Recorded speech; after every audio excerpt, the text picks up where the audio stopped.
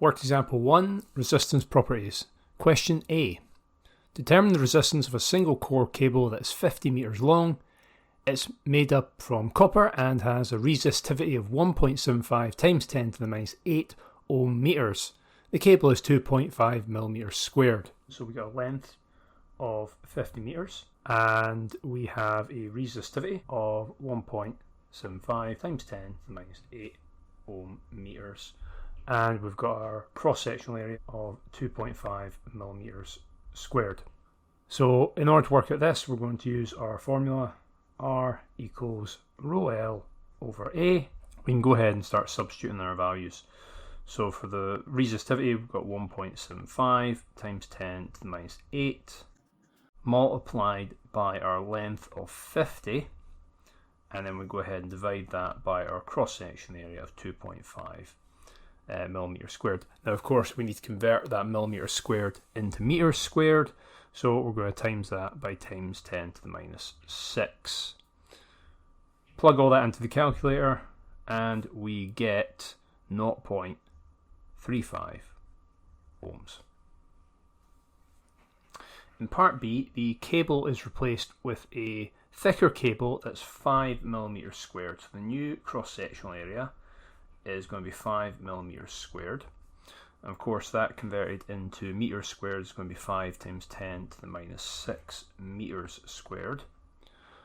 And we're asked in part 1 to calculate the new resistance and the difference in resistance between the 2.5 millimeters squared cable and the 5 millimeter squared cable. So we're actually being asked two things there.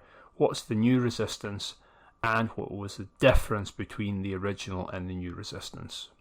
Okay, so with our resistance for the 5 millimeter squared cable, we're going to do exactly the same thing as before, except with the new cross-sectional area.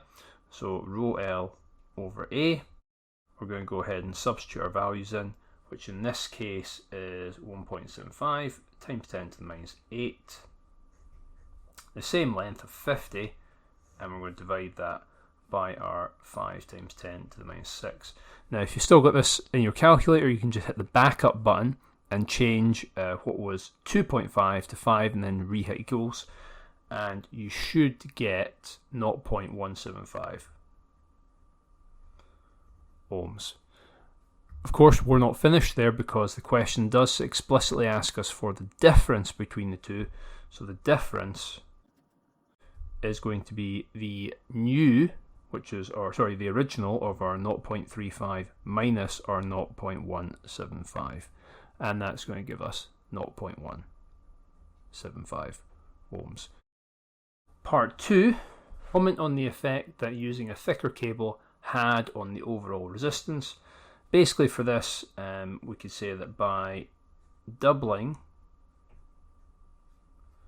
the cross-sectional area, we have halved the resistance.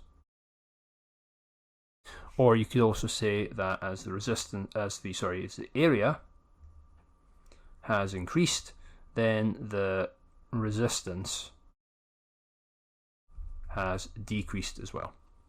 Part C, determine the maximum permitted length of cable to 2 decimal places if the resistance cannot exceed 0.05 ohms and the resistivity of the cable is 1.83 times 10 to the minus 8 ohm meters and the cross-sectional area is 7.50 millimeters squared.